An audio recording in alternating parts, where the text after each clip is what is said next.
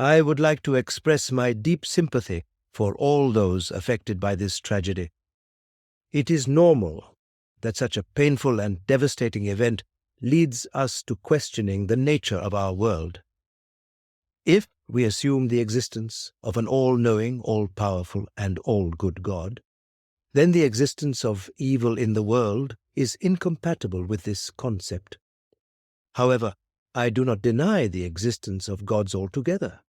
Instead, I believe that they should not be concerned with human affairs or intervene in the natural world. The universe operates according to natural laws, and there is no divine intervention or supernatural forces at work. Evil is a natural part of our world, and a result of the natural order of things. We need not to look to gods for explanations or solutions to the problem of evil, but rather focus on accepting the natural order of things. I, too, want to extend my deepest sympathies to the victims and their loved ones affected by this tragedy. The suffering that they have endured is unimaginable. I must confess that I find Epicurus's argument quite convincing. If we accept an all-knowing, all-powerful, and all-good God, the existence of evil poses a serious challenge to this concept beyond just recent catastrophes. Consider the countless other examples of evil and suffering that we witness every day. But I would like to take this argument even further. It seems to me that even if we were to assume the existence of a God who is merely powerful and knowledgeable, but not all good, we would still be faced with the same problem. For if this God is not all good, then he must at least be indifferent to the suffering of his creatures, which is equally troubling. Furthermore, if we were to assume that the existence of evil is necessary for some greater good, as theologians claim, then we would have to accept that this God is not all-powerful, for he cannot create a world that is good without the presence of evil. To illustrate the point further, consider this analogy. Imagine you are shown a house by its architect, and upon inspection you find that it is poorly designed, with only one inhabitable room and several non-functional ones. The house is either too hot or too cold, lacks proper security measures, and is generally deficient in many respects. In such a case, we would not attribute intelligence or skill to the architect, but rather criticize them for the design flaws. Similarly, our world is like that house, and it is not the product of an all-knowing and all-powerful creator. The imperfections and limitations in the universe are a reflection of the unskillfulness and inadequacies of the supposed creator. If God were truly all-knowing, all-powerful, and all-good, we would see evidence of these attributes in the world, but instead the world is full of suffering, pain, and evil, which contradict the notion of a benevolent creator. Firstly, I join my colleagues in deeply sympathizing with those who have suffered in this terrible event. I understand the arguments made by Epicurus and Hume, but I believe that they overlook the full picture of the world. You see, God created the best of all possible worlds, and the existence of evil is a necessary consequence of this. Evil and suffering serve a purpose in the overall design of the universe. It allows for the existence of free will and moral responsibility, and it serves as a means to greater goods. Although the recent earthquake and its consequences are undoubtedly tragic and heart-wrenching, we must also recognize the larger balance of the universe. It is like the necessary pain a patient experiences during a medical procedure to achieve the ultimate healing. While we cannot overlook the individual suffering caused by such events, we must also consider the larger picture and the greater good that can arise from even the most painful experiences. Hence, we cannot assume that we know the limits of what the all-knowing and all-powerful God can and cannot do. It is possible that God has a purpose beyond our understanding for allowing evil to exist. In any case, we must have faith in the wisdom and goodness of God and trust that everything happens for a reason. This is not to say that we should not strive to alleviate the suffering caused by evil, but rather that we should recognize that it is part of the greater plan of the world. It is important to understand that the concept of perfection is not what God had in mind when creating the world. In fact, the idea of perfection is a human construct that we have come up with, limited to our understanding and perception of things. God created the best possible world, not the perfect one. He created one that maximizes the good while minimizing the evil. This world is like a beautiful painting in which the artist uses light and shadow to create depth and beauty. The presence of evil, such as the recent earthquakes, allows for the possibility of greater good. In this case, you see people coming together to help those in need, displaying great acts of courage and compassion. Without the possibility of evil, such acts of goodness would not be possible. Therefore, we must trust that God's plan is for the greater good, even if we do not understand it fully. Assalamu alaikum. I echo the sentiments of my colleagues in offering prayers and condolences for the victims, and pray Allah may bestow His mercy upon them. As a physician, I have seen the effects of suffering and pain on the human experience. The question of why God allows evil and suffering in the world is one that has been debated for centuries. But let us not forget that while evil does exist in our world, it is not the predominant force.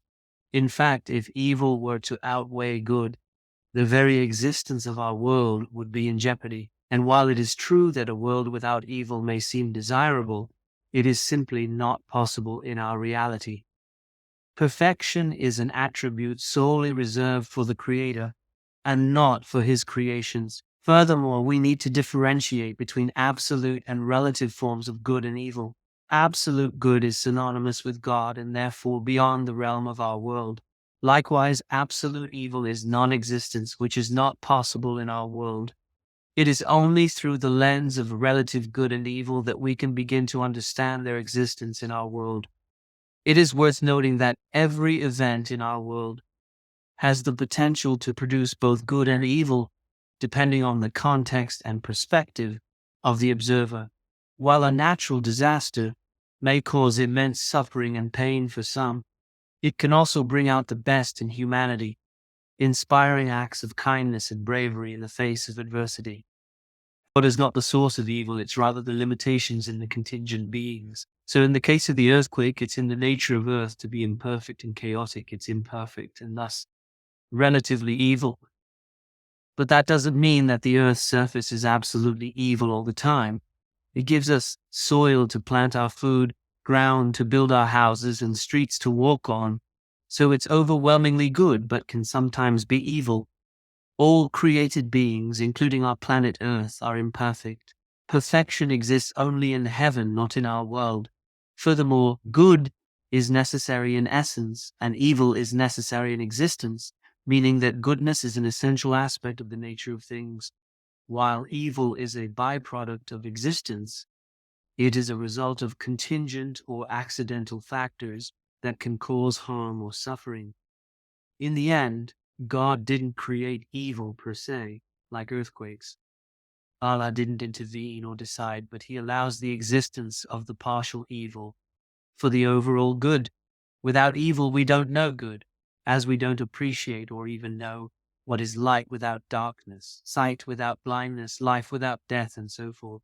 I understand that it can be difficult to comprehend why God allows natural disasters to occur, such as the recent earthquakes. However, we must remember that our human reason is limited and our understanding of the divine plan is incomplete. As humans, our perception and understanding of the world are limited by our fractional existence, while God has a transcendent, comprehensive, and holistic view on life. We must trust that there is a greater purpose behind the events that occur in the world, even if we cannot fully understand it. I firmly believe that it is incumbent upon us to do our best to alleviate the suffering of those around us and to bring more good into the world. Through our compassion and kindness, we can help to ease the pain of those who are suffering and bring hope to those in need.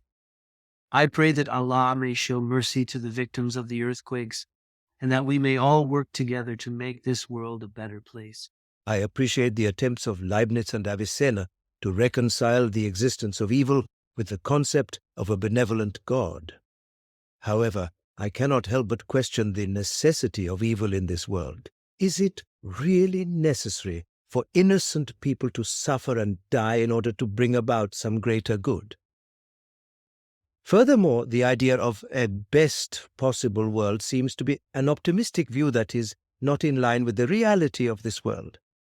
If this is the best that God can do, then we are left with a rather unsatisfactory situation. It is also worth noting that the problem of evil is not solely about earthquakes and natural disasters. What about the evil that humans do to each other? Are we to believe that God also allows for that as a necessary consequence of his plan? In my view, the concept of a benevolent God who allows for evil is a contradiction that cannot be reconciled. Instead, we should accept the reality of the world as it is, without resorting to theological explanations that could be satisfactory but ultimately illogical. I will answer this, my dear Epicurus. I appreciate your perspective, but I must respectfully disagree. Your argument that a perfect God could not create an imperfect world is based on the assumption that perfection and imperfection are binary concepts, when in fact they are relative and dependent on context. I propose that in the best of all possible worlds, the imperfections and evils that exist are necessary to achieve a greater good. And God is not the source of evil. Evil and suffering are necessary consequences of the natural laws that govern the universe. Answering your question about the human-caused evil, in my opinion, there are three types of evil that exist in the world: metaphysical, physical, and moral. Metaphysical evil arises from the limitations of the created world. Physical evil comes from the imperfect design of things like natural disasters, and a moral evil is the result of human actions. It is not that God permits it, but rather that he has created humans with free will. Our actions, for better or for worse, are a product of our choices. God does not interfere with our free will because without it, we would not be truly human. The problem of moral evil, therefore, is not a problem with God's plan, but with human free will. The source of evil in the created world is rooted in the imperfections that are intrinsic to its design. In every created being, there is a natural inclination towards good and evil, for the existence of one is necessary for the existence of the other. Therefore, evil is an integral and necessary component of this world's design. Without it, the world would lose its coherence and purpose. We cannot fully comprehend the larger picture of the divine plan. Only by understanding the bigger picture can we come to appreciate the existence of evil in the world. My dear Mr. Leibniz, I cannot help but express my strong disagreement with your claim that evil is an essential component of this world. The notion that suffering and pain are necessary consequences of the natural laws governing the universe seems to me nothing more than a convenient rationalization for the existence of evil, and one that is not supported by empirical evidence. The imperfection of the created world cannot be the source of evil, as this would require an underlying assumption that the world was created by a perfect being. And here I would question the validity of this assumption and argue that there is no logical reason to accept it as true.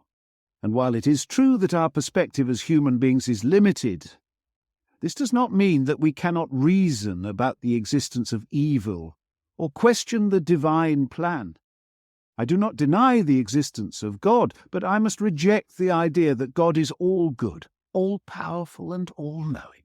The presence of evil in the world is strong evidence that such a God does not exist, and the claim that we live in the best of all possible worlds, with evil being a necessary part of that world, strikes me as a deeply troubling and morally bankrupt idea. I surely agree with Mr. Hume. If we believe in an all-powerful and all-good God, but also recognize the existence of evil in the world, we are faced with a dilemma. Either God created evil, which would contradict his all-good nature, or he did not create it, which would suggest that he is not the only creator. Furthermore, if God is all-powerful, why doesn't he prevent evil? Either he lacks the knowledge or power to do so, which would mean he is not truly all-powerful. Therefore, the traditional notion of God is incompatible with the existence of evil in the world, and we cannot ascribe benevolence to him if he does not prevent such tragedies. I appreciate our conversation so far, and I understand the importance of exploring the source of evil. However, I respectfully suggest shifting focus to the practical implications of evil and how we can address the suffering that it causes. Evil does not require an explanation in terms of some underlying source or cause at the first place. Instead, we should consider its effects on the human experience and the steps that we can take to alleviate suffering and promote well-being. For me, the existence of evil in the world is simply a fact that we must deal with. Hence, it's more important to address the practical implications of this fact rather than to engage in abstract theological debates about the nature of God and the universe.